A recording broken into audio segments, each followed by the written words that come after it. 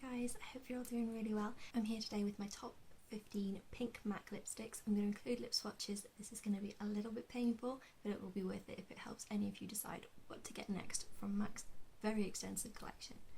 So let's get straight in. I'm going to work my way through from creamier towards more matte formulas just because it will be more difficult to get those matte formulas off my lips. So to keep the trauma to a minimum, we're going to start off with the easy stuff. I'm going to start with what I have on my lips now, and that is Creme Cup. This is a cream sheen. I just find this a really perfect everyday shade, but this is probably as pale as I would want to go. This is the kind of lipstick that's going to look great on a really wide range of skin tones.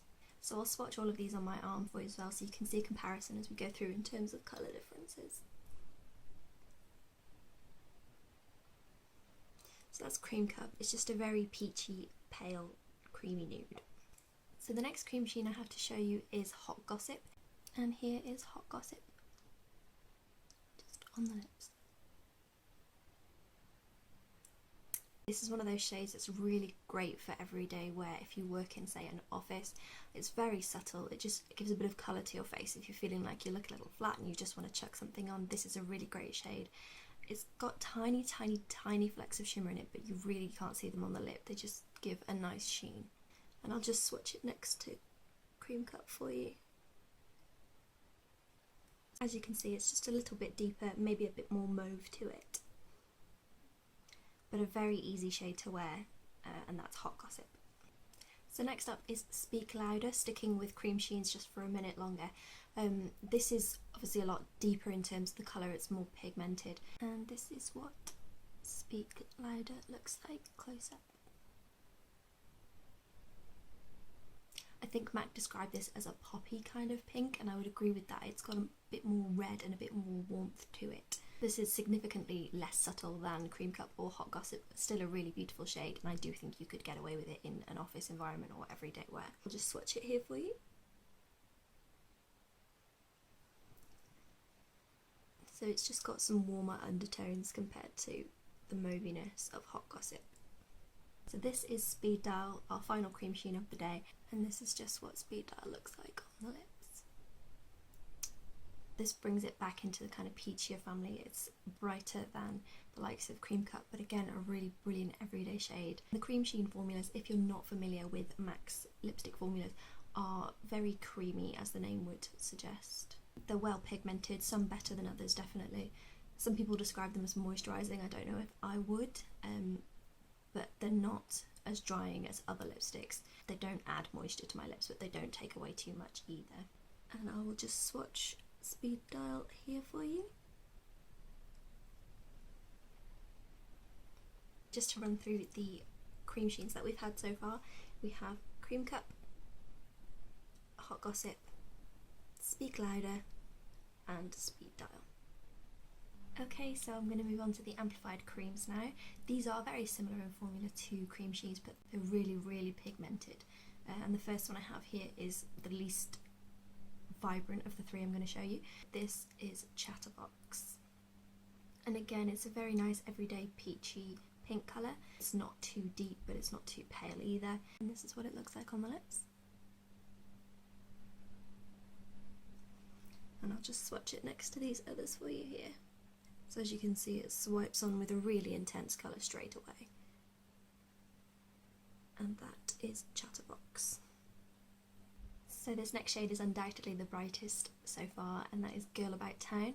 This is a really gorgeous, vibrant shade. I've never seen this look bad on anybody. I've tried it on people who are darker than me and people who are much lighter than me, and it's looked beautiful on everybody thus far. A really wow colour in my opinion, but it is also highly dupable. I know that Barry M make a version, and I've recently discovered NYC do as well, so those are sort of £5 and £2 respectively.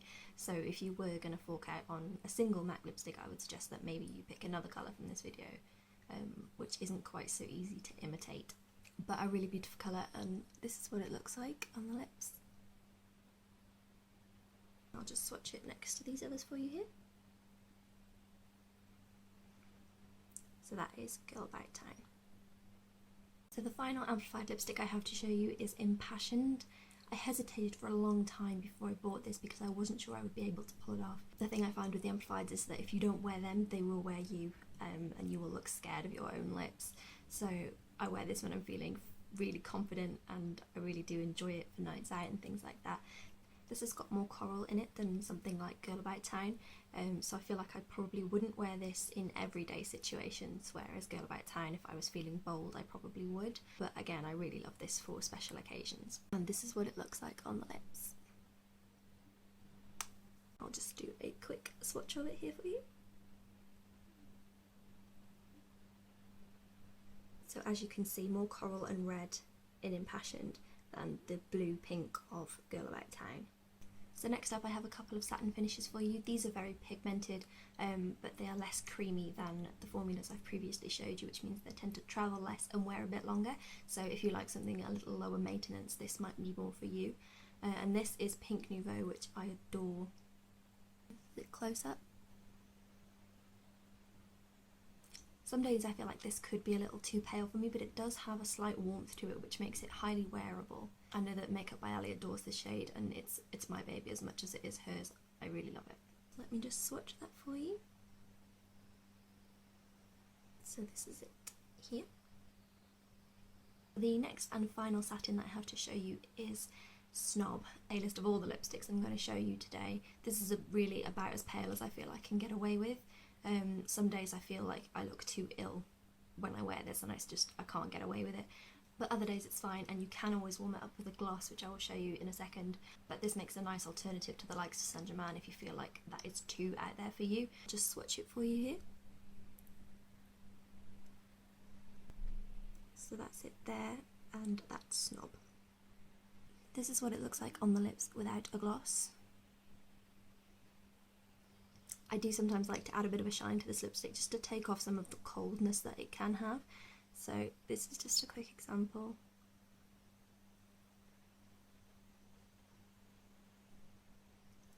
And this is the NYX Butter Gloss in Meringue, which is still quite pale, but as you can see it just puts a little bit of dimension back into the lips. Moving on to the matte lipsticks, this is Please Me, and this is just a gorgeous peachy everyday shade. I find this really low maintenance. This is one of those shades that lives in my handbag. I adore it. It's a bit warmer than the next lipstick I will show you, so if you are slightly cooler skin tone, you can have a look at the next one. That might be this lipstick for you, but this is one of my absolute all-time favourite matte lipsticks, hands down. This is what it looks like on the lips, and I'll just swatch it for you here. As you can see, it's a really nice deep peachy pink. So this is Pink Plaid. As you can see straight away, it's cooler toned than Please Me, but it's very much the same kind of texture, same kind of finish, same depth of colour, just slightly cooler. And again, this is one of those lipsticks that lives in my handbag, and this is what it looks like on the lips. And I'll just swatch it next to Please Me so you can see the difference here. So this is Pink Plaid on top, and this is Please Me underneath. So this is cooler and a bit more blue, and this is warmer and a little more peach. And I really like the mattes. They're not as drying as everybody says they are, or if they are, then they're not moisturising their lips enough. It really is easy to work with on an everyday basis if you take proper care of your lips. And I think that the shade range in the mattes is so worth it, and the longevity of the wear that you get compared to the cream sheens and the amplifieds is worth it. Absolutely worth it. If you are busy and you don't like high maintenance lips like me, then look at the matte lipsticks. They're not as awful as everybody says they are.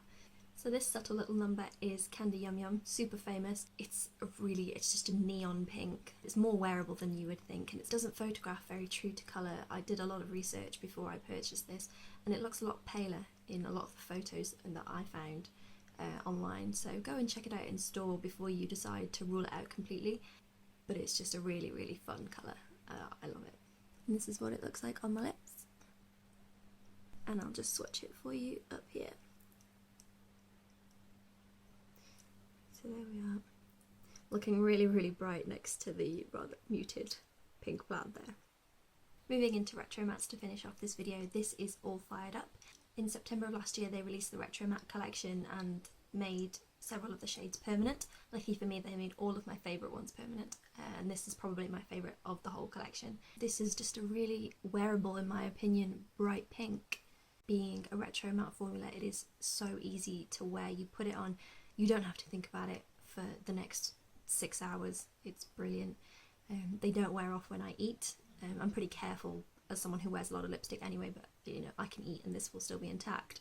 I do find that I have to take extra care, so maybe a more intensive balm if I am using these on a regular basis. But they are absolutely worth the low maintenance, high impact colour that you can get, in my opinion. And this is what it looks like on the lips. And even my fiance, who refuses to kiss me when I'm wearing lipstick, trusts me when I say that it's a retro matte and it will not rub off on his face. I'll just swatch it here next to Candyyum for you.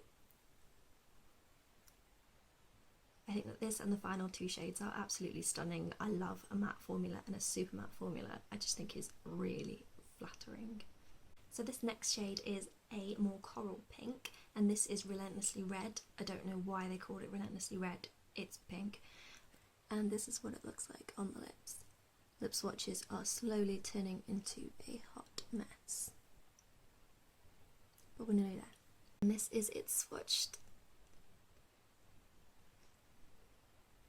So as you can see, it has got a more reddy coral undertone to it, but still definitely pink. So our final retro matte and my final lipstick for this video is Flat Out Fabulous. Although it looks purple in the tube, it comes out pink on the lips. Again, this is one of those colours that's quite similar to Girl About Town. It's that same wow factor in my opinion, but with a super matte formula. And this is what it looks like on the lips. And I'll just do a quick swatch of it to round us off. So there we go. So there you have it, my top 15. These were in no particular order. I love all of these for different reasons, different occasions. It really can just depend on my mood. Hopefully this has been helpful for comparing some shades, and I'll just do a quick run through to remind you of what we've looked at. So we have Creme Cup, Hot Gossip, Speak Louder and Speed Dial.